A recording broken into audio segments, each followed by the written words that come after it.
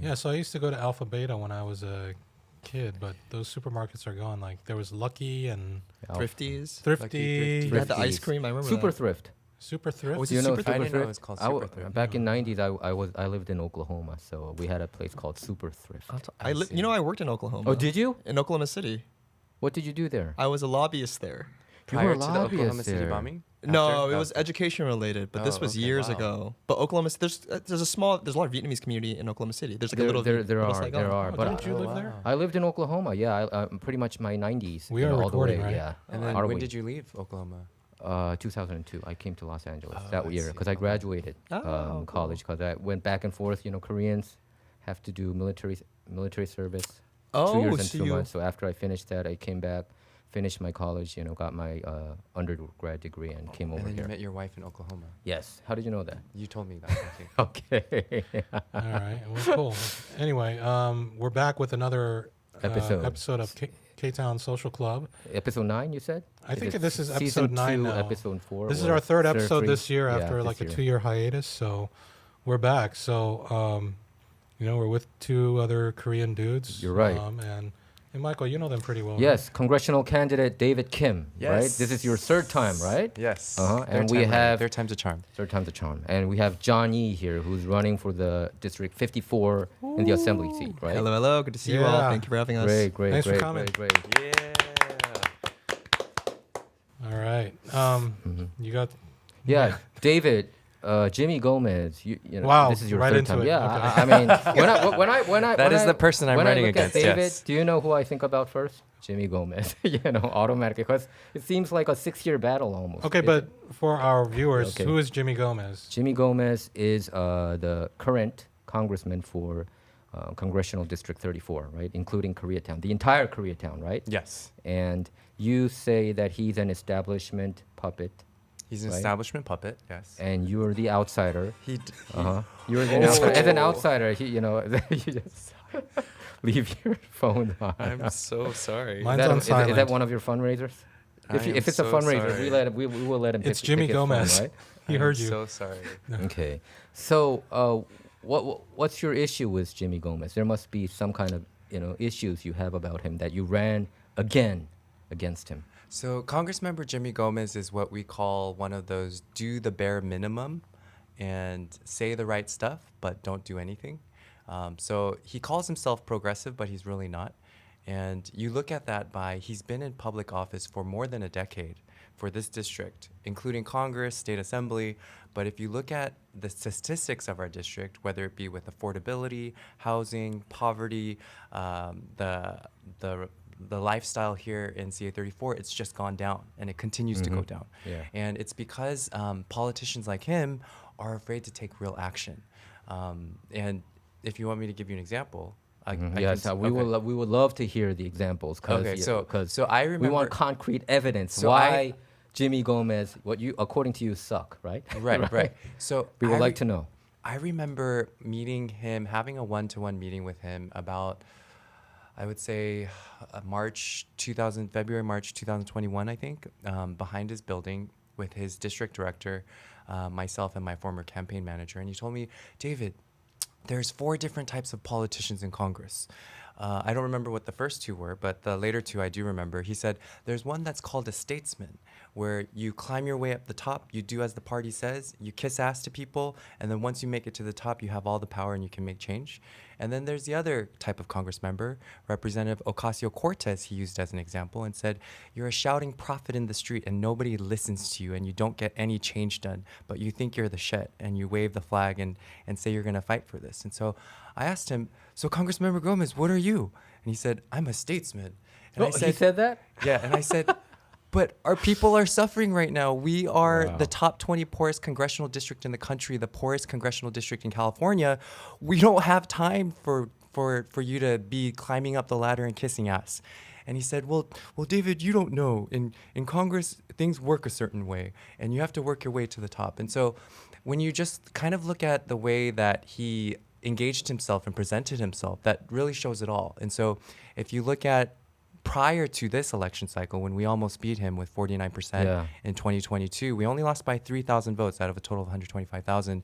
At that time, there were no major comprehensive housing bill that he was co-sponsoring. There was no other major healthcare bills besides Medicare for All that he was sponsoring. There was nothing regarding giving people a lift up, whether it be something like transformational, like UBI, basic income, Universal basic income. universal basic income. Even during the pandemic, instead of being for bills that would really empower and save people's lives, like mortgage and rent cancellation, he was for the Landlord Relief Act, which really supported big players, big corporate players, and making sure that they get paid. And when he was questioned during his live streams of, hey, Congressmember Gomez, why aren't you supporting rent and mortgage cancellation? He's like, oh, that's too much. How can you just not pay rent? Oh, that's too much. Or when he was confronted with, hey, Congressmember Gomez, can you cancel student debt? He said, oh, no, I'm for like canceling maybe like a few thousand, but canceling all of it? No, that's too much. But now his positions have changed because we almost beat him. And so this is what we call a self-alleged progressive, where they're doing all the right talk, but they actually don't take the action. So that's just an example.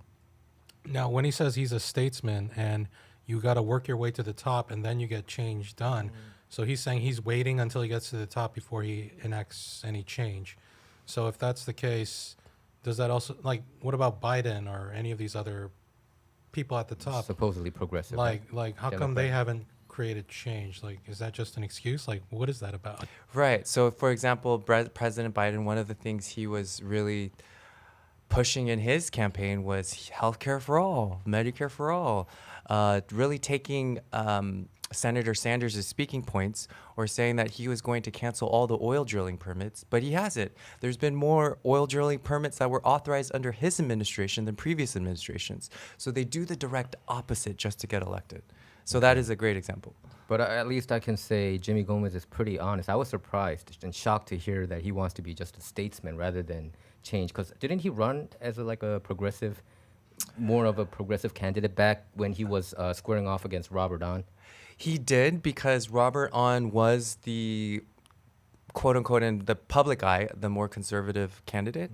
But when you did have, once he got elected, you have candidates like Kenneth Mejia, the current LA City Controller, run against him in 2018.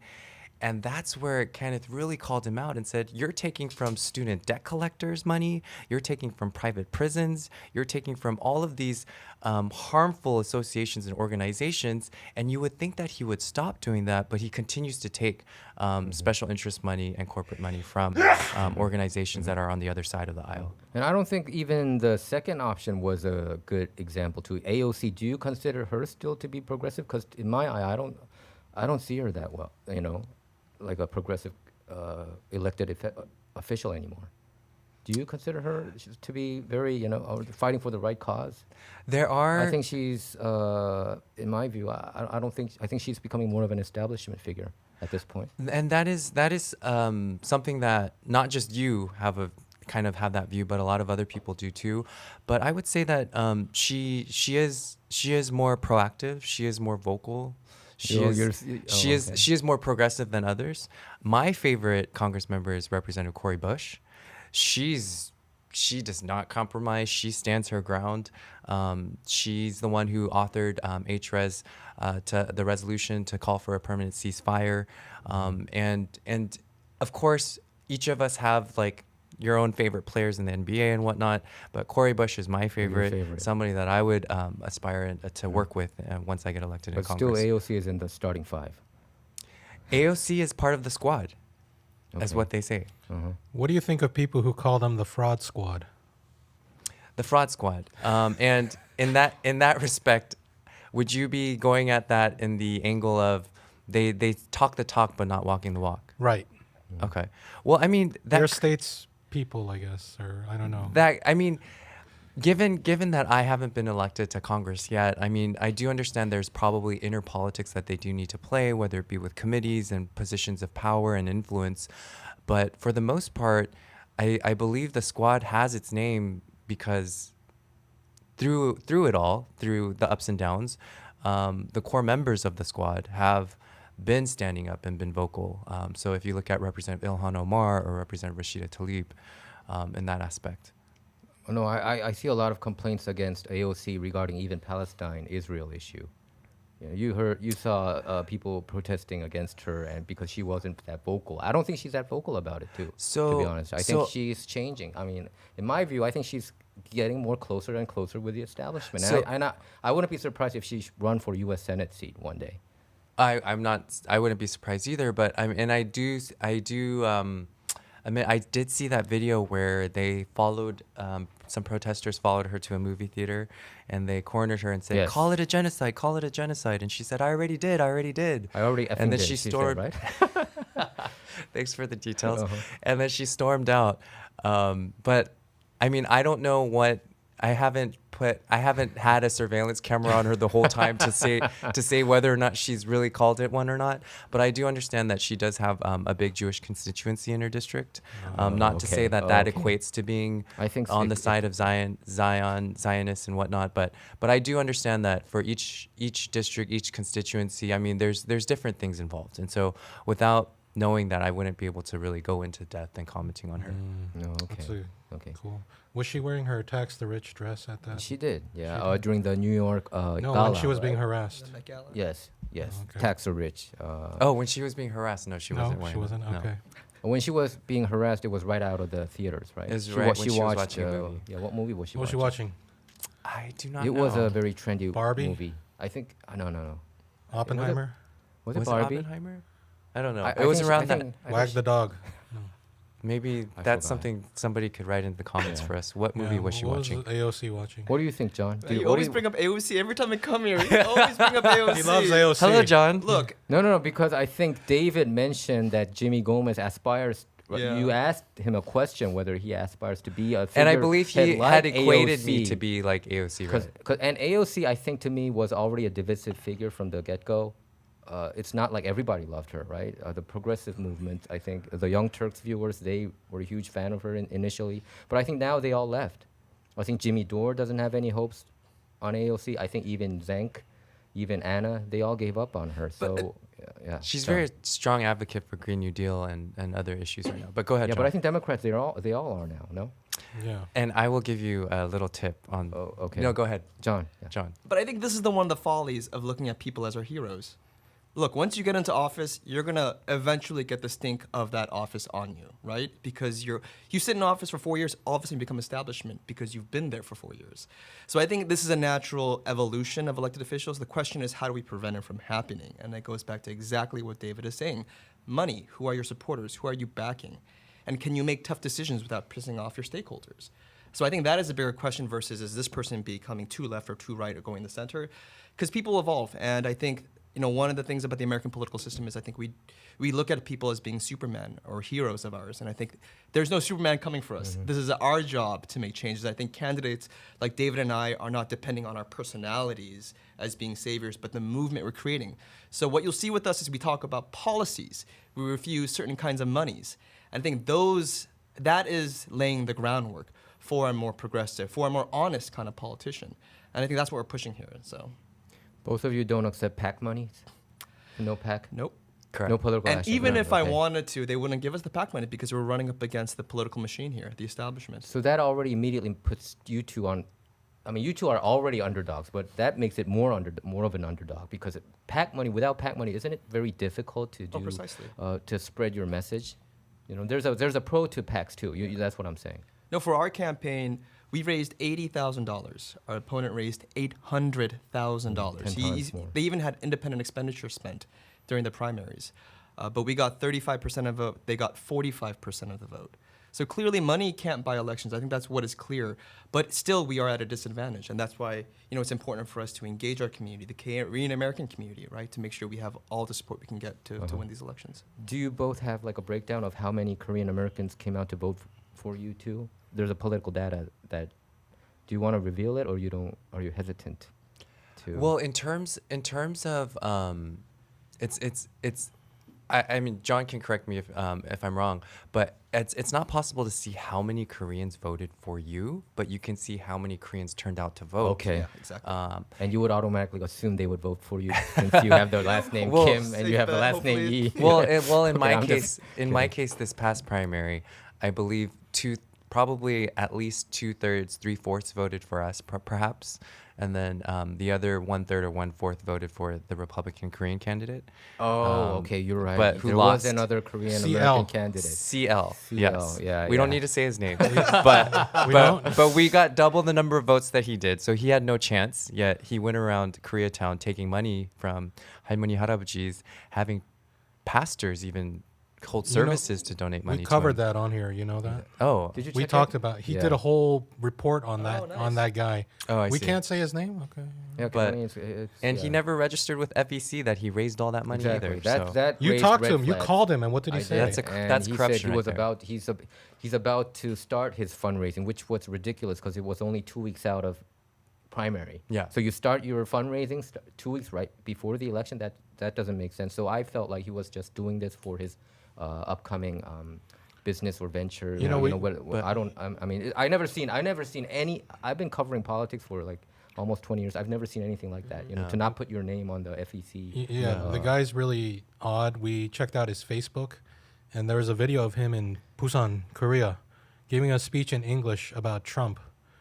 Isn't that weird? Yeah. And, and then there's a video of him. He was at a Trump event here, and you see everybody's just listening to Trump, but CL, this guy, he's on selfie mode and recording himself just smiling with Trump in the background. Like he's not even paying attention. Like everything it seemed like was for some kind of, Personal. I don't know, like kind of like, hey, look gain. at me, I'm with Trump, or like just kind of glorifying himself, maybe. Do you know Yeah. what someone told me? I don't know if I can say his name, but someone told me the rumor is he's trying to get a gig Go in ahead. Korea. So by saying you're a declared candidate for Congress in America, I guess that can give you weight if you want to do. I think in Korea they It'll give might, you you know, some weight. I because see.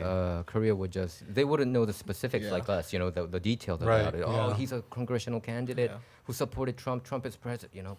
Even they all just think all that the way. supposed organizations he's a part of, like he's leading, and we looked it all up. They don't even exist. Oh my gosh. Yeah. Like he's so full of. Yeah. Why can't we say his name? And then he also, in his. I love Calvin and Hobbes. Do you remember that?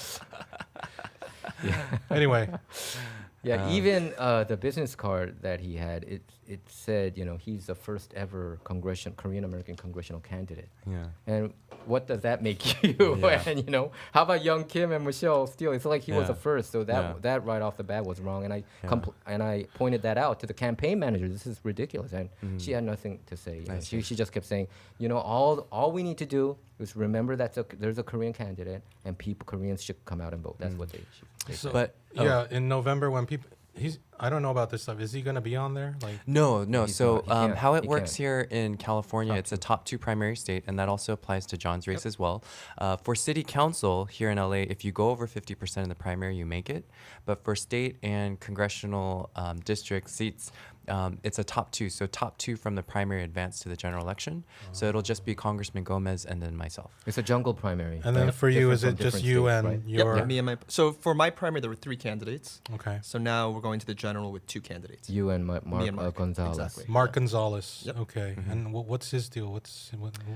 So my opponent has been the district director of this district, the assembly district, for the past 10 years. So he's carrying on a pretty long tradition that often you see in political offices where the boss leaves to go somewhere else, and that boss handpicks one of his staffers to take his position. So essentially, you're just getting the same elected person, the same policies, the same machine. I think that's the word that we use.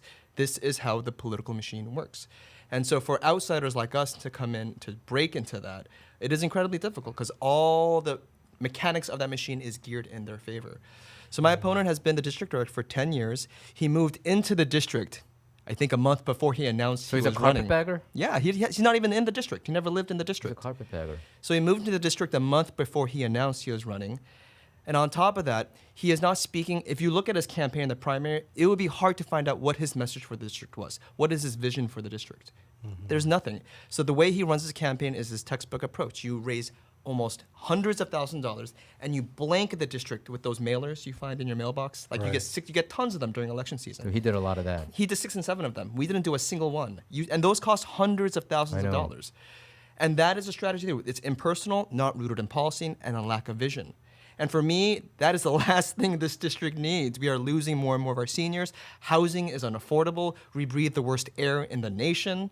Koreatown is transforming every day. It is not the same Koreatown it was last year, the year before. So right now, there is an urgency of now that is lacking from elected officials, whether it be Jimmy Gomez, whether it be our district. And so we are bringing a sense of urgency that has been lacking, that is sorely needed. So I think, John, you were very active in the social media. I think your campaign, you decidedly Yeah, that was wanted a to big do a strategy. social network campaign, which we didn't see a lot before. Yeah. You know, but and then Mark Gonzalez, according to you, did it the old school way. Yep. But he got more votes and he got more money. Do you think old school way still works No. at a certain? No. The fact that he only got 45% and I got 35%, he outspent me 10 to 1. He did this textbook approach, and that's the best he could perform. He couldn't even break 50%. I think that shows that, no, this approach doesn't work. People do not respond to it anymore. I mean, if you look around everywhere, everyone is like this. Everywhere that goes. So is there a better way to engage the public? And for us, we chose social media. Granted, we didn't, beat him in the primaries. It's because we didn't have enough funds, right? If we had more resources, and which we're gonna have for the general, if we're able to raise more money, we don't have to get to his level. But if we can raise more, we can really level the playing field. And I'm convinced voters today have a far higher. Am I allowed to curse on here? Yeah, yeah. Yeah, Okay. you can. Voters today have a far higher threshold when it comes to detecting bullshit. Because I think everyone is on social media and everyone is looking for genuineness, authenticity. I think we are far more keen to that. And so getting a mailer with barely any substance, just a big picture of someone's face and their name, isn't going to hack it anymore. You have to actually have substance conversations, and especially in a district that is suffering like ours. So that is what we're leaning on as a strategy, and hoping with the support of our community, with enough fundraising, it will work. I remember a week before a primary election last month, I get a call from this Korean ajumma, an older lady. She says, "Hi, 안녕하세요, Kim 선생님. Hi, Mr. 선생님. Kim. My name is so and so. I'm from Haninhue, Korean American Federation of LA, and I'm with Mark Gonzalez campaign. And I just want you to know that Korean Federation. This is all in Korean to me. Korean Federation. We endorsed Mark Gonzalez." And I was like, You "What?" can't endorse, right? No, I don't think Korean American Federation It's a endorses. nonprofit organization. They can't. Yeah, right? you can't do that. And then she says, "No, we did." And then I said, "No, you didn't." And we went back and forth. And she was talking to me as if I were an older harabaji who didn't understand politics. And I said, "Go look up John Yi, Johnyi. She did it on the phone, and she said, "Oh my gosh, you're right. There's another Korean candidate running." And I said, "You're not from Korean American Federation, right?" And she's like, "Oh, thank you, bye." And then she hung up on me. And so when you see that, and you see an opponent like that of John's lying to people straight in their face about whether or not they were endorsed, it really calls into question their authenticity and their qualifications to even run for office if they're already cheating constituents from the beginning. So that just reminded me when you talked about authenticity, John. Thank you. And Yeah. this is their playbook. They will pit communities against each other. They will divide even our own Korean American community against each other. And I think this is why candidates we have to stick together. We have to work together, not just for the Korean community, but for the broader community. The stories of Korean Americans can be translated into the Latino community, right? And so I think that is the mandate we as Asian Americans have in a race where we don't have the dominant population. We're not going to win on our community numbers, hands down. So the mandate that we carry then is how do we become coalition builders? Right, and I think that is what our campaigns are leaning into, not the other ones. Yeah, go ahead. Oh, Go no, ahead, I go wanted ahead. to go back to your other question because I don't think we answered it. Initially, you had said the Korean voter turnout. Yes. So from what I remember, in 2020, about 2/3 of registered Korean voters turned out to vote. But then that number dropped to 1/3 last 2022 cycle. And that could be for a variety of reasons, low voter turnout, midterm, and then also because everybody's automatically registered to vote and mailed a ballot. But for this cycle, this last month, I heard that the numbers were pretty much around the 2022 numbers. So there is much room for us to really turn out the vote this Okay. general cycle. David, your final tally, is it 24% or is it higher? It's higher. I don't remember what it was No. for last month's, right? For the last month, yeah. Yeah. So Jimmy is but- 51%? But what I remember, Jimmy did get 51%. Yes. So my initial reaction, honestly, I felt like, wow, Jimmy might have this already in the bag. I didn't know that he would get more than half. Did you expect him to do this well in the primary? Didn't you do better last time around in the primaries? Well, if you look at his 2020 and 2022, his primary number should be higher because his primary number is usually higher. So it usually is around 53, 54. But the fact that he got 51 this time means that his numbers will dip a little to the general. So his primary numbers are always higher than his general numbers. So he should have gotten 53 or 54 like the previous primaries in 2020 and 2022, but he didn't this time. So endorsements matters in local races, right? I think it does. No, you don't. I mean, do you think endorsements matters or not? Because when I see because local elections are not as sexy as presidentials, or Sexy. I mean, it's just hard to, you know what I mean? Only political junkies would follow these local races, and I'm wondering, does it matter or not? Yes or no? I think it's yes and no. There's certain endorsements that matter. It depends on the context, right? So I am running as a progressive, as an outsider, and so my job is to find endorsements that reinforce that. Okay. But at the same time, my opponent has tons of institutional endorsements from different PACs and clubs. And oftentimes that becomes the shield. Instead of having descriptive policy solutions, instead of, again, having a clear vision for what you're running for, people hide behind endorsements, saying, hey, I'm a good guy, I'm a good candidate. Look at all these people that endorse me, but are silent when it comes to actual solutions on issues that are happening today. So yes, endorsements help you if it is fulfilling your true vision of who you are and the policy vision that you're pushing for.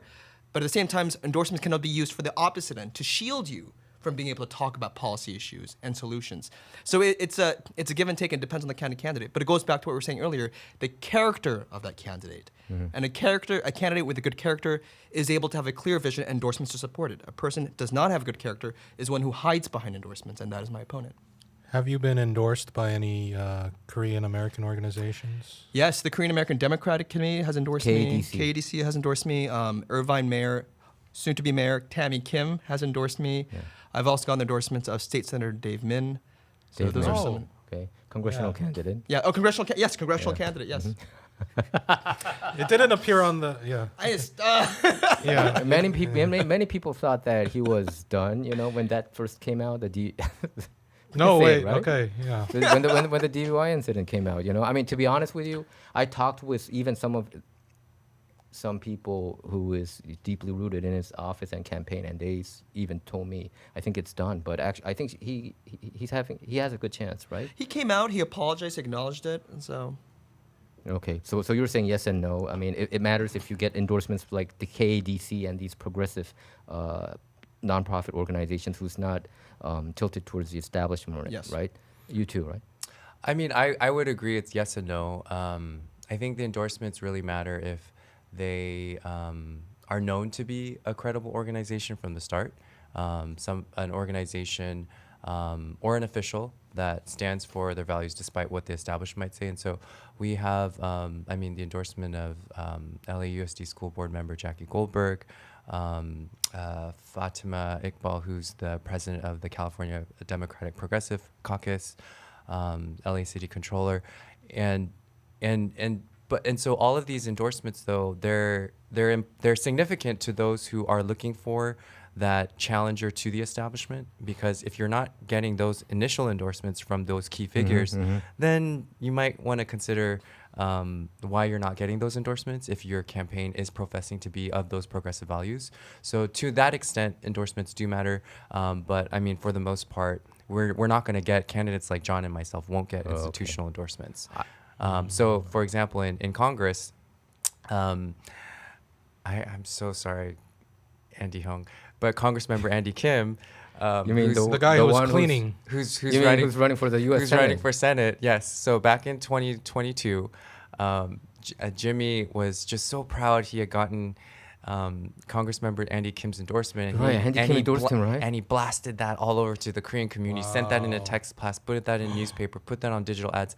So then I reached out to Congressmember Andy Kim and I was like, hey, did you know I was running? Like, why did you endorse Jimmy? He's like, oh, usually when we get elected, right after you get elected in January, all those Congress members, kiri they moyo. Oh, they and already they say, make hey, it- I endorsed you, you endorsed me. Oh. Like, if any challengers come in, like, let's say no.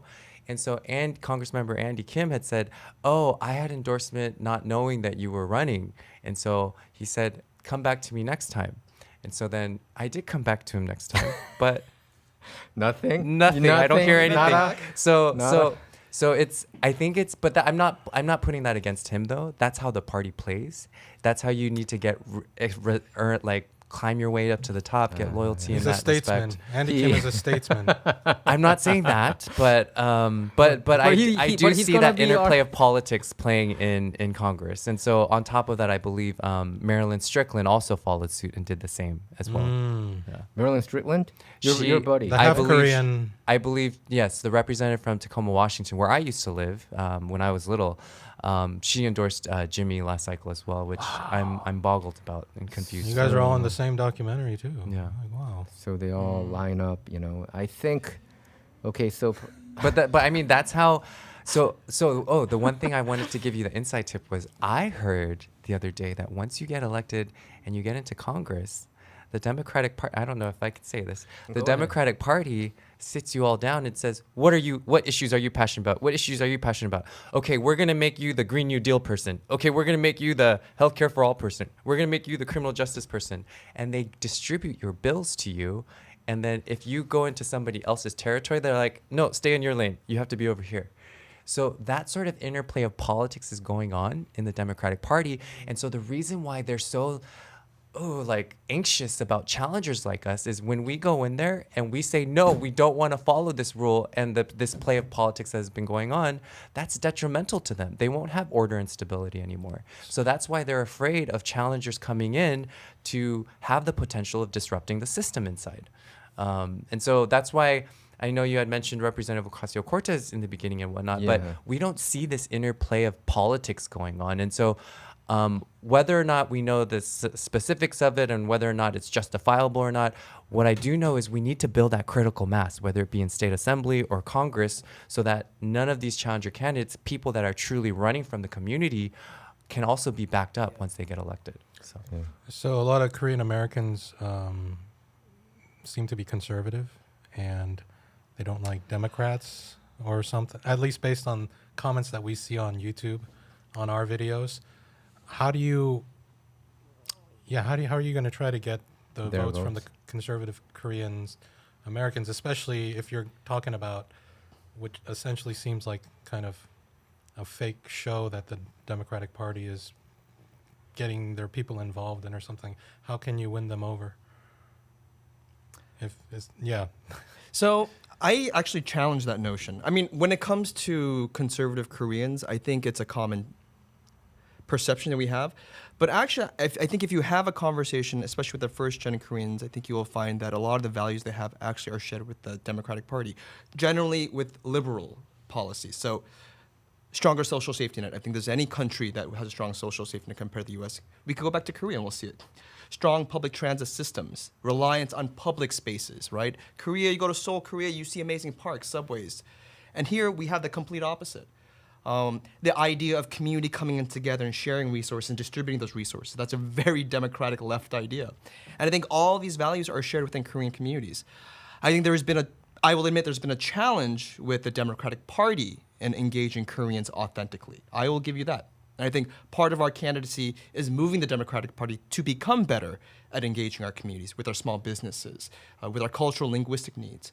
But to say that these are somehow people that belong to the Republican Party and that it is sort of our jobs is to take away from the... I don't fully agree with that kind of framing. Mm-hmm. So again, I myself am not satisfied the way the Democratic Party has engaged my parents' generation, right? Even me, second generation Kyopo. So I think, again, the reason why we are running is to change those kind of politics. Okay. I think when Michael was talking about conservative viewers, I think I was surprised when, let's just mention his name, Calvin Lee, when he almost virtually didn't have any campaign, but he got as much as votes that he did. I was surprised of the vote tally that he amassed, which with virtually no campaign action, no interviews. So I think there is. I will challenge that. I know that he did around like the churches. I will and all challenge but- that because if you look historically in our district of CA34, the Republican vote is consistently at least 10%. Okay. So he immediately got the 10%. So he got the extra 4%. Since he was the only R. Okay. He got the extra 4% from the Korean community. That's it. Okay, so you were saying that Yeah. it's not that much. So it's not that much. He should have gotten more. We got double his vote. So he should have gotten more. Oh, okay, so he did get not just Korean votes, but he also got He got some R votes. the default 10% that where the Republicans do vote, and those Okay. yeah. So All right, I would okay. disagree. Yeah, no, because I asked a question regarding endorsements because when I cover local races, I see the top two candidates. Do you know the ones who tend to win? The ones who tends to win are the ones who get the most endorsements from the ones who didn't make it to the top two. You know what I mean? The one who didn't make it to the top two, meaning your competitors in the primaries. Oh, who Your they fall competitors in the behind. primary. Exactly. So are you trying to get his The only his if endorsement? I were to use that example for my race, that would mean I would have to go and curry the favor Oh, of so you can't do Republicans. that. No, don't do that. I wouldn't be doing Then that. Mark can't will do that. attack you Yeah, like crazy. exactly. Yeah. Then how So about, I at me as a very novel green candidate in 2020, I did that mistake, where in that time we also had 5 candidates just like this time, and there were 2 other Democratic candidates know. and 1 Republican candidate, and I thought in an idealistic world it'd be great to get the endorsements of all those other candidates, so I did. And then I got the endorsements of those 2 other candidates. Actually, Francis Yasmin, the other candidate, was not available. But then I did get the Republican candidate's candidate did you ask for it endorsement. or he just did it for you? She just did it, and Jimmy attacked me like crazy in the 2020 general, saying that I was an undercover Republican, But can which you- is completely false. Can you disavow when somebody endorses you? Can you disavow that? Yeah, and I did, but he went on to attack me because she had proactively endorsed us. So But you're not sure how much that hurt your campaign or not, right? Because I think people who followed you know that you're not a Republican or conservative. You align more with the progressive movement. right. But then I mean, I wouldn't be surprised if it did do some damage in that respect. And I mean, last cycle he came out and was accusing me of lying for being a Democrat for most of my life, and he pulled out my 18-year-old registration card when I was a freshman in college. Because your parents were Because my conservative, right? parents are conservative Christian pastors, and it makes sense. It's logical and reasonable that when a kid turns 18 and goes off to college, the first 6 months or year, they're probably going to be the same political party as their parents. But he dug up that 18-year-old registration The card from opposition reached 21 Oppo. years ago. That's called Oppo, and right? said that I'm an undercover Republican. But little did he also dig up that I changed to Democrat, and then anyhow, Yeah, that's, David, that's the that- past. He plays dirty, huh? He does. Lack of substance. But I think like that- I mean, but that's- that doesn't surprise constantly. me though, Yeah, because he exactly. continues to fund the genocide that's happening in Gaza, even though he has his own baby, and he says he's for children, yet he's okay with bombing children in Gaza right now. But that's another thing because a lot of Koreans, they seem very supportive of Gaza due to like their Christian beliefs or background or something. Like their pastors may support Israel or something. Well, that's because in the book of Revelations it says that Israel, the Jews must. A certain number of Jews must return to Israel before the coming of Jesus Christ, but also Certain those number of what?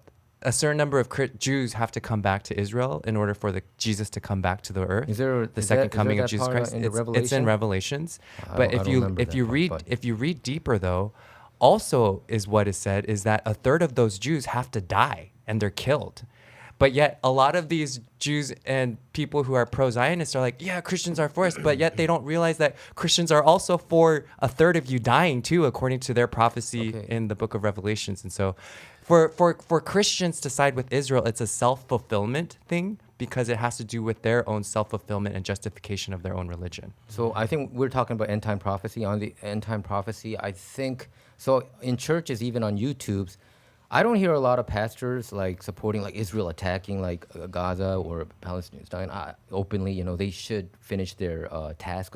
They don't. I never heard. There might be pastors like that. I never heard it personally, but I believe. Okay, this is another like conspiracy thing about the Israel. What's going on? That like end time. They believe like the end time is approaching, and Jewish people have yet to have their Messiah come. They don't believe Jesus is their Messiah. You know that, right? And you know that. So they're waiting this to happen, and to that prophecy to be fulfilled, they need the temple to be built in Jerusalem, and also there should be a red heifer. Red heifer should be 3 years old. Now they say it's 2 years old. So What's a heifer?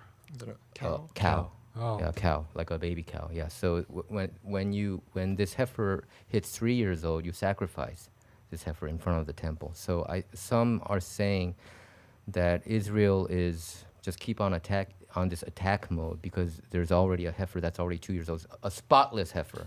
I heard that it's super rare to have a spotless heifer, but now they have like 2 or 3 of them. So back to the prophecy, I don't think all Christians support like Israel in that sense. They Well, I'm a Christian and I support Israel as a country, but I think there's a lot of corrupt politicians. Human beings are flawed. Well, We're sinful. whether or not they actually know what's being prophesied in Revelation, I think growing up as a Christian pastor's kid myself, I know that we were always taught that Israel's a righteous nation, that anything that they do is right, so don't question it. And I believe that's I think the that's sort kind of of wrong, though. And I'm not saying that's right or I mean you make In the the- judgment, but No, I'm talking saying about in that the I Bible, feel I that didn't see that. I didn't read that. no, part. but then That's what that's how I Okay, grew up okay, in the okay, church, okay. though. That's Okay, how I grew up in got the it, church. That's okay. why my parents, for their honeymoon, went to Israel for their honeymoon, and they're Wow. Christian pastor parents. And so, but I think the main sentiment of white Protestant Christian mainstream is Israel. You need to support whatever Israel does, and I believe that ethnic Protestant Christian communities like the Korean Christian community, although they might not be vocal about being pro-Israel like what you said, they're just falling in line and acquiescing. And being silent is also taking a stance as well, because you also do have other members of the Christian community standing up and saying, hey, what's happening in Gaza is not right. Because I think, okay, there might be certain Christian groups. Even Christians, there's a lot of breeds of Christians. Like even Breeds. I mean, there's a lot of kinds, right? Denominations. Beliefs. And like Candace Owens claims to be a Christian, and she thinks what's going on is wrong. Who? Candace Owens, one of the black conservative. black conservative. Yeah. Oh, do you know? Unfortunately. Oh, you say unfortunately. Unfortunately. Oh, yeah. For me, it's fortunately. I like her. So anyway, she seems to be criticizing what Israel is doing, and I Oh, read the really? Bible too, all the way. Yeah. She got fired. She got fired by Daily For Wire But she got fired by Ben Shapiro. Oh, I didn't know that. and Jeremy Boring. Yeah. Okay, And thank you for so, letting me know. when you talk about I'm not this, I generalizing, think you're yeah. kind of it sounded like it, like, and also it makes you think that Christian is just this whole bunch of group who just supports Israel blindly, whoever the politician is. There's a lot of Christians who don't like Benjamin but Netanyahu. My man. But I- father is a 목사님, and he Yeah. doesn't support what's But going I on. think know what you have two 목사 I kids think here. what we started though is I believe you had opened up the discussion by saying Korean conservatives are Oh, yeah, supportive that's of true, Israel, yeah. right? No, that's Or was Michael that- asked you. That's what I seem to notice is Korean conservatives are very like pro-Israel. Yeah. So I was just kind of discussing a possible Yeah. theory. to that. Okay. So, according to end time prophecy, all countries are supposed to hate Israel. So that's happening right now, I think. So for me, I think Israel is God's chosen country. I believe that. I do, and that's why we always pay attention to what Israel is doing, and what's right now happening in Gaza. It's a travesty. I think there should be a ceasefire. But I believe You know that I mean, even within the I mean, the country itself. I'm not Right, talking right. about the people. Okay, the people fine. could be corrupt. and yeah, all. fine. But Yeah. even The politicians. I mean, even within the Democratic Party, I've seen like a lot of the Democrat leaders are still very pro-Israel. I think they are. Um, Yeah. So David, I've seen you're kind of more like openly like, calling for ceasefire and, condemning what Israel's doing, mass murdering and all that stuff. Isn't that kind of a dangerous thing to do?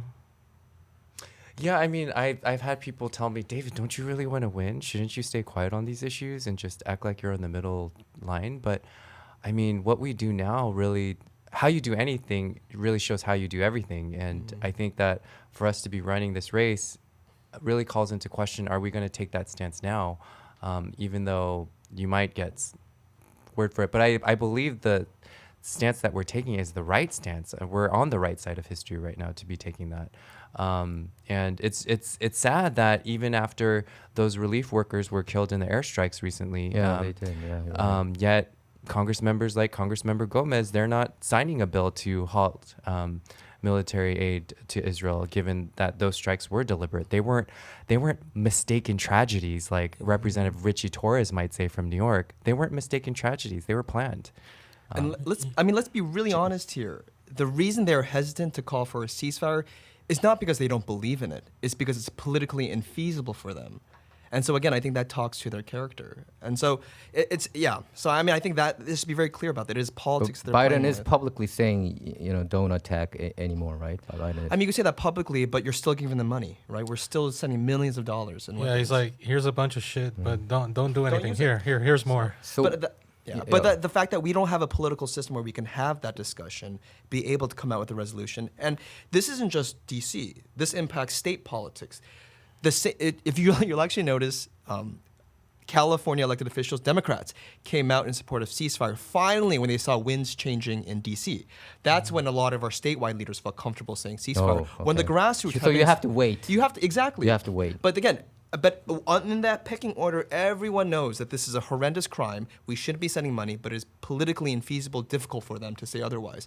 And for me, that is a poor leader. You have to speak on issues in principle, not what is Because you know how feasible. powerful they are. Right, but I'm sorry, I'm not as familiar with your campaign, but I've known David for a while. That's why I kind of know more. But have you been making any statements or anything on social media about this conflict? Early last year, we made a statement on calling for a ceasefire. Wow, And early on. We've been very public on it. And my opponent to this day has not made one statement about the ceasefire. Again, because he's part of this political machine that waits Okay. for signs from above. How Now- about, go ahead. Well, so here's another thing that that I find interesting is, in 2016 there were the election and people, Trump won, and it's like they say, Russian collusion Yeah. or influence and all this. I think about that, but then I think what did Russia really do? Maybe except buy some Facebook ads or something. But That's exactly what they did. Yeah. regardless of that, I look at, okay, what does Israel openly do through AIPAC? What is it? The American Israeli Public Affairs Committee or whatever it is. Right. They're just openly just spreading money around. Isn't that collusion? Why do we ignore that? Or if there were a bunch of Chinese people doing that, we'd be talking about it. But why is it that because it's Israel? That's a we great don't do point. that? That's a great point. So after October 7th, we have a bar graph on our Twitter or on our Instagram. After October 7th, we have a bar graph that shows the number of people being killed in Gaza and the amount of money that Jimmy Gomez continues to take from AIPAC. Oh, wow. And so far, he's taken 150,000, and there's another quarterly filing that we'll now be able to dissect, and he's probably taken even more than 150,000 since October 7th. And yeah, that's a great question. Why isn't it that we're looking into that? And if you look, though, Israel, again, I'm putting myself out there for more attacks perhaps, but Israel has been very strategic in terms of their relations with the U.S. government. There's a documentary that's free on YouTube that you can watch. I believe it's What's the title? the Israeli occupation of the American mind, or the occupation of the American mind, or something like that. But it shows you how strategic and calculative they've been with influence in U.S. government. But yeah, I think- that is I a great think we question. already- The occupation of the American mind. Yeah, Correct. I think we actually covered it on our Culture Shock channel of how Israel raises money. Jewish people, how they raise money for the Democratic Party and the Republican Party. On the PAC side, And the full documentary. they make up half, Mike David. Jewish people make up almost half of Democratic PAC money, half, and then 1/4 of Republican side. So that's why they're so powerful. Don't you think so? Right off the bat, politics is money, right? Is it? I don't know the numbers. It's but 50, is it half? 50 yeah, Oh, there was a data that showed. I guess it was- Democrats need a little more convincing. I Republicans guess. are just like, yeah, I'm all for you guys. I don't know, but I'm saying Yeah. there's they're powerful in that sense. I so mean, so one of the most vocal pro-Zionist Congress members is Representative Richie Torres from New York. Look at the amount of money he's taking from AIPAC. A lot of money. So the more money you take, the more vocal you become. Yeah, so. and AIPAC is the single most powerful lobby organization in America. So Wow. I think that's that's in play. So they take care of their own people, I guess.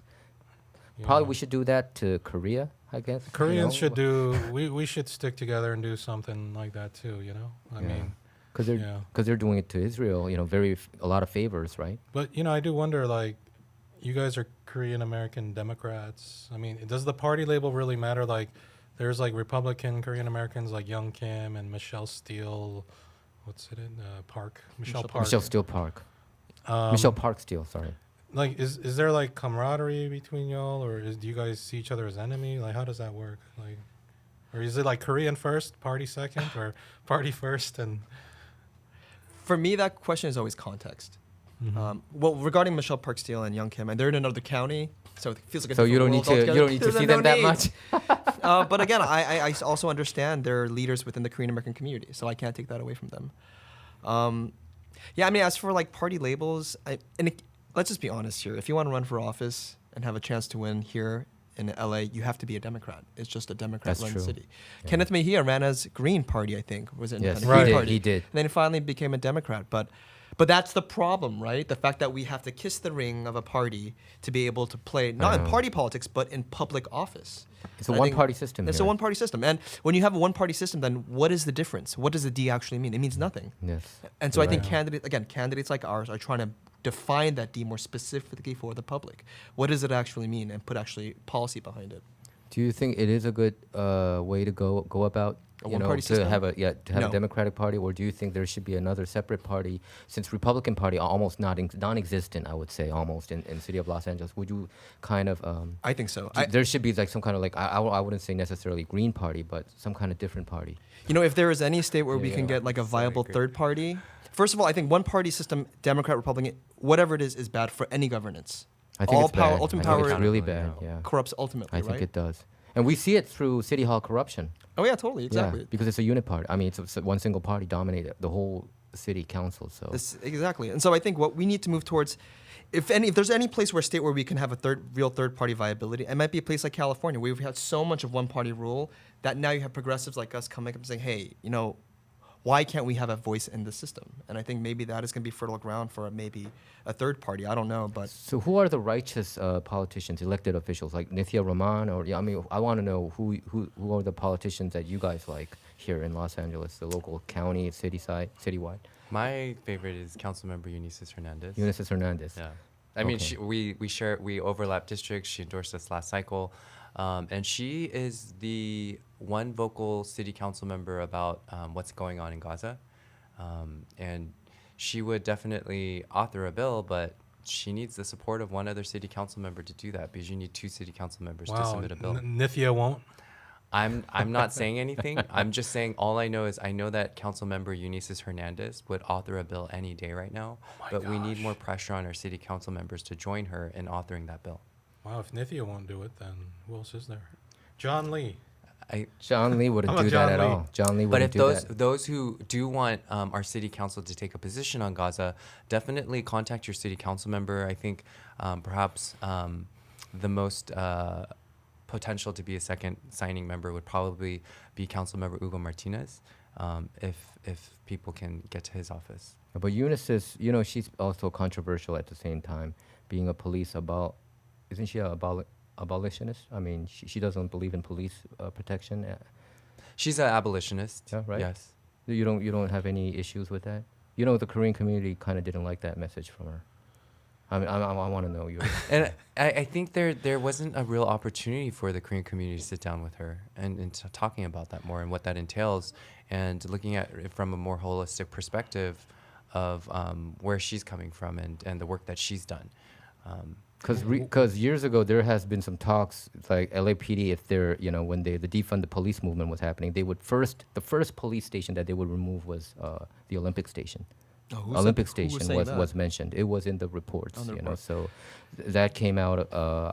I believe LAPD chief's mouth. I don't know. I can't directly quote. So that's why Korean community was very sensitive about the police. Yeah, but in issue. '92, I feel like the police wouldn't really be, there for us anyway. Because in '92, they let Koreatown burn, and they would just arrest Koreans who were protecting that the happened. town. Yeah. So to me, I find it funny that Koreans are so like simping, or is that the term? Simping for police when the history shows that they don't even give a shit about us. But that being said, I don't even know what abolition, like what, I you just mean, get rid of like- police? Like what does that mean? I think don't even know. that's what Eunice's position was. No, right? I think there's a Uh, nuance here, because Okay. abolition Yeah. doesn't mean I press a button and the police all disappear. I think abolition is a vision of a future where we Correct, don't have yeah. mass incarceration. Yeah, but it doesn't make sense. Do you know what I mean? You know that. I would to challenge me, that. Wait, what do you think it means? I mean, you know what? People say, oh, we shouldn't penalize them. They should go through these rehabilitation or whatever. But to me, it doesn't seem to work. Okay, that but much. what do you think abolition? What does that mean? Getting rid of all like the police overnight force? or Not like overnight, but phasing I it, think or- even phasing it to me, it doesn't sound realistic. That's what I'm saying. And I understand, like in '92, Koreans weren't protected, and we had to rely upon like rooftop Koreans. But we don't have that kind And of. Radio Korea. We don't, and Radio Korea too. But we don't. But we're not police force station, right? Radio Korea, and we don't have rooftop Koreans who can sustain that system too. So eventually, we had to rely back to the police force. You Hey, know, look, I mean, there- there was a lot of hate towards Yeah. police too, like you said, right after the There aftermath will be of bad actors in society. Don't riots. get me wrong, right? And you need some kind of force to be For those able bad actors, yeah. to deal with those back. So I think that's for sure.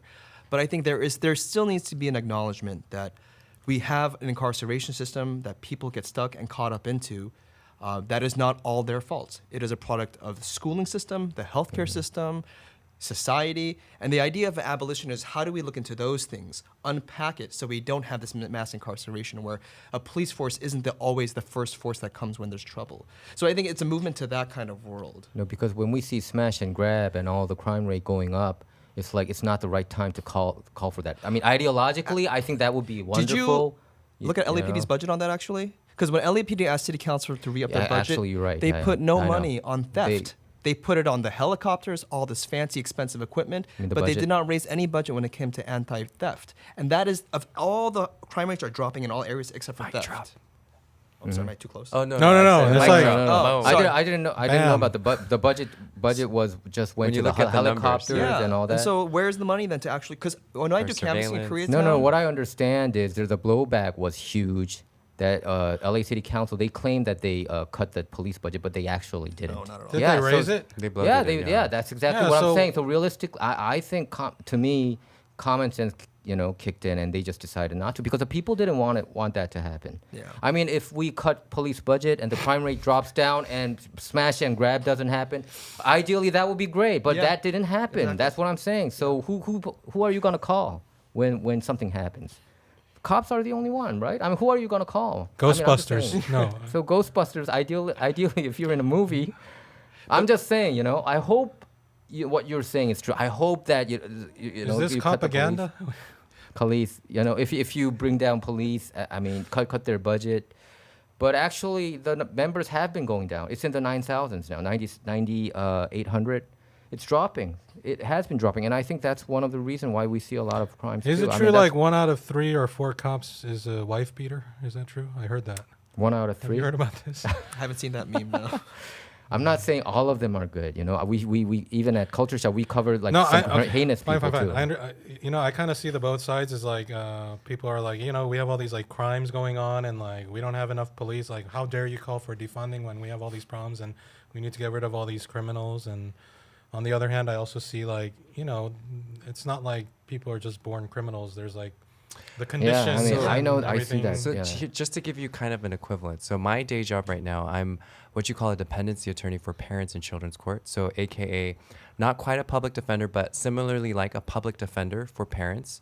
And my job is to defend and represent parents from having their children ripped away from them, Yeah. put into adoption where their parental rights are terminated and they're given to rich white families for foster care.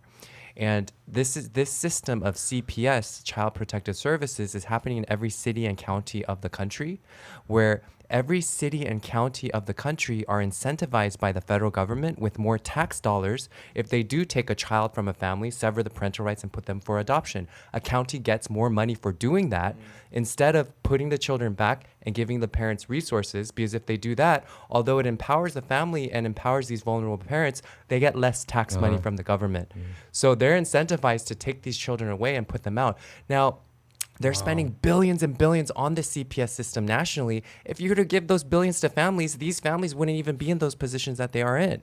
And so this idea of defunding the police, quote unquote, is starting with defunding CPS, starting in New York right now. So what if we were to flip the script and really imagine a world where everybody has a safety net and is supported and empowered? Then they wouldn't need to go to those dire because needs I and think a lot of situations. And people so- don't believe in those funds, where it's going. Even we had Triple H going through to solve the homeless problem, but you have like units being built up like $860,000 per unit. We see all the taxpayers' money being wasted. So how could you solve this Right. problem? And by the way, So- we got to start wrapping up soon. But Yeah, yeah. okay. No, so in regards to that, I mean, you're that what you just brought up is a whole other kind of area of issues, whether it be with Mayor Bass not letting city controller audit her Inside Safe yeah, LA program, exactly. or whether it be LASA, you have no idea what's going on in there and how they're administrating their money. That all comes to corruption, really electing the right candidates, the right administrations. That's a whole other kind of Yeah, yeah, discussion. But this idea of using money to punish people instead of empowering people is this mentality that we do need to switch. I mean, I agree that Okay. we should empower. Yeah. All right. Yeah, and things. Yeah, since we got to start wrapping up now, but I want to actually get to the, and that's stuff we can talk about on another thing, a show. But as we're wrapping up, I wanted to ask John, and we'll ask David. Like, can you make your case to the viewers? Yeah. And what is an assembly? Like, what can an assemblyman do, and how can they find out more about you and all that? Thank you. I love this question because no one knows what the state assembly does. So I'll describe it. This is the very unique power that only your state assembly members have. They are the ones who hold California cities responsible. So for example, if your city is not providing enough housing, if your city is not investing in better infrastructure, if your city is not working for the middle class renters, it is the job of the state of California to pass laws to make sure cities do the right thing. So I'll give you an example. In Koreatown, if you ask anyone, are we building enough housing? Anyone in Koreatown will say yes. It's happening on every single corner. But the question is, why are we not building enough housing on the west side in the wealthier district? Why is it all happening in immigrant communities, low-income communities, displacing us and raising our rents? In this kind of situation, it is the job of the state of California to pass laws that make sure cities develop equitably in all communities, regardless of income and race. That is a job that I want to have. I want to be able to hold local cities accountable to do the right thing. So that's why I'm running. I'm running for three basic policy issues: making sure we have affordable housing, giving communities more ownership of the land, making sure we have world-class public transit. Our district has the highest ridership of transit across LA County. Highest ridership. And third is protecting our seniors. I shared it earlier. Koreatown will be, in 20 years, K-Town will be where Little Tokyo is. K-Town will be where Chinatown is. A hulled-out community where all the young families have fled because it's too expensive, it's not accommodating to children, and what is left over are seniors holding on to the last remnants of affordable housing. That's Chinatown. That's Little Tokyo. That will be Koreatown eventually if we do not protect our renters and protect our community. We will be historic Koreatown one day. And so that is why I'm running. If you want to learn more about our campaign, www.johnforassembly.com, all spelled out. And you can follow us on Instagram at John, JOHNYI_LA. Got it. John Yee _LA on Instagram. Okay, great. That would be assembly bill that you would Okay, push, so right? that's what you guys do. I was like, whoa, what is he? He just hangs out AB. in a room. Yeah. And, All the articles that has AB, that's from That's it. Yeah, assembly, right? ABSB. Oh, Okay. All right, and David, what are the benefits to voting for you and having you in charge of our district, which includes Koreatown? Like, what are you going to do that Jimmy is failing to do for us, and how can people find out more about your campaign? Yeah, it's a real shame when you think about our district being the 20th poorest, the top poorest in California. And when we think of Congress, Congress seems very opaque, and that's because the establishment has created it that way. So you don't know what's happening in and out, and you're just told that, hey, this is what we got for you, this is what you need. So give us an applause for the breads and crumbs we gave you. But if you look at the quality of life for the past 50 years, there's been a transfer of $50 trillion in wealth from the bottom 90% to the top 10%. And that's because our politics in DC is corporate-centered politics, where it's only the big players, corporate and special interests that get what they need. Yes, our government has the ability to dictate foreign policy, and we're doing pretty bad on that by being the police person in every single part of the country and being involved in that. But really it comes down to, hey, am I living a good quality and standard of life right now? I'm not. So when you think about the affordability of what it is right now, I talk to about at least over 1,000 constituents a month through phone calls. And the top 5 issues are affordability, housing, healthcare, Gaza, and education, and finances and student debt and whatnot. And so when you think about all of that, that's Congress's job to really do what the people want. But we don't have that because we don't have a people-centered politics. And we change that by introducing democratic reforms like ranked choice voting, democracy vouchers, banning corporate PAC money. And then we need a co-governance level where It's not our Congress members telling us what we need and want. It's us telling our Congress members what we want and need. So if you look at most of the congressional districts right now, a lot of these Congress members only have twice a year town halls. And yet these town halls aren't even two-way. They're one-way, where just you, talk. you dial in and they can't ask questions, and they screen 10 questions out of 3,000 constituents that are screen it. listening. So how in the world do you know what your constituents are going through, and you're going back to DC to legislate? So if you're a Congress member that's living and representing a 20th poorest congressional district, you need to be fighting for things that like UBI. But if you're not leading on that, why are you there in the office? And so once we get elected, we want to create a responsive representation bill where we're requiring all 435 Congress members to have monthly town halls with their constituents, all 435 Congress members to hold all levels citywide. So for example, if we hold our monthly town hall, I would invite Assemblymember John Yee right here, and City Councilwoman Isabel Jurado, City Councilwoman Eunices Hernandez, the supervisors, to all of us be in the same place so we're not pushing the paper to each other Okay. again. Exactly. And where constituents can have their own constituent caucus in every congressional district, keeping their Congress members accountable, Congress members reporting back. Because then if we create this people-centered politics and co-governance, then we can naturally have these life-empowering policies like Medicare for all, housing for all, Green New Deal. But the reason why none of this has happened, even though it's been blurted out as campaign promises and empty lip service, is because all of the foundation is corrupt. And so our campaign is fighting to fix that foundation.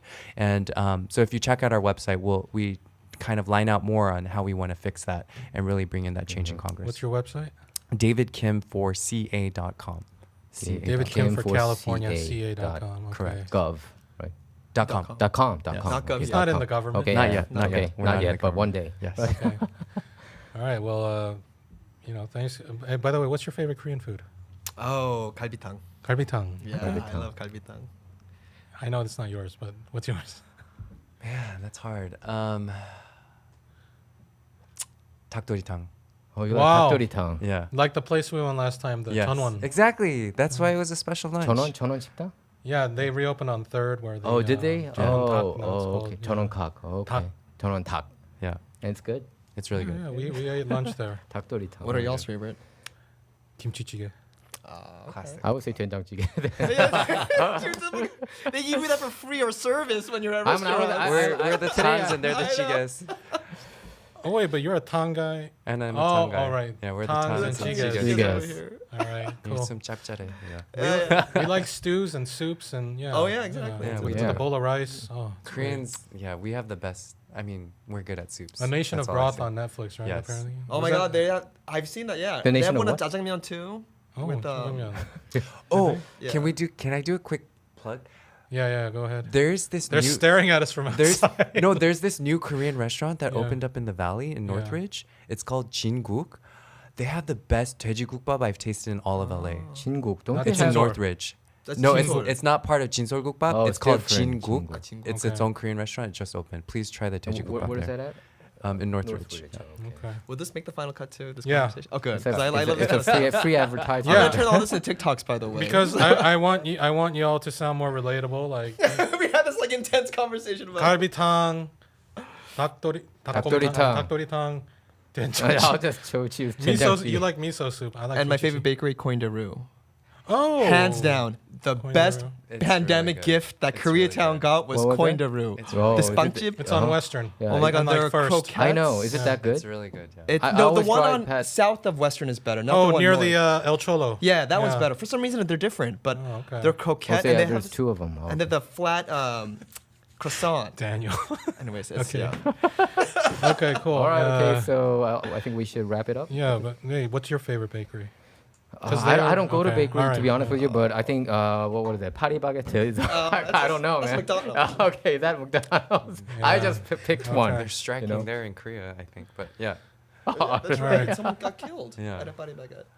Oh wow. A woman fell into The a bread fact- mixture and was killed. Okay, Yeah. so I'll Oh, switch in it. Korea. And they forced them to Okay, work okay. the next Okay, day. then Yeah, then that's I'll switch it to crazy. 뚜레쥬. I'll change it. 뚜레쥬. Okay. Tureju. Okay.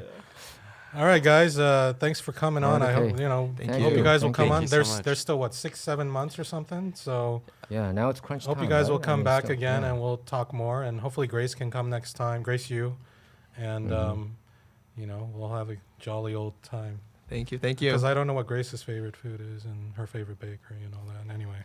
Yeah, but I think don't know. yeah, hopefully you two, have a better result, come November. So we have more Korean American Yeah, I elected want both officials of you there. guys to win. I want Grace to win. Thank you. Korean power, right? Great thing. Yeah, because other communities are doing that. So I think. Especially yeah. that one big, Anyway, we need an ACPAC, American Korea But Public yeah. Affairs Committee kind of group. But they should also kind of assimilate, Hispanic and Right, other, right, of race, course. Let other me- votes. let me add they have this. to do that. Oops. And white. Okay. Like we have to run as coalition builders. Yes, That- yes. The Yeah. bottom Okay. line, Yeah, we have yeah. no other choice, Yeah. and I think Yeah, because that they goes need with to our win. vision Yeah. as well. Yeah. So. Yeah. Mhm. Great.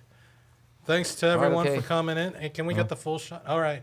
We're going to see you next time. And thank you all for tuning in. Bye-bye, All everybody. right, thanks for tuning in. The thumbs Are we, up. are we doing this? Yeah, On this we're doing one on too? here. Oh, the hearts. Yeah. Okay. Bye. Okay.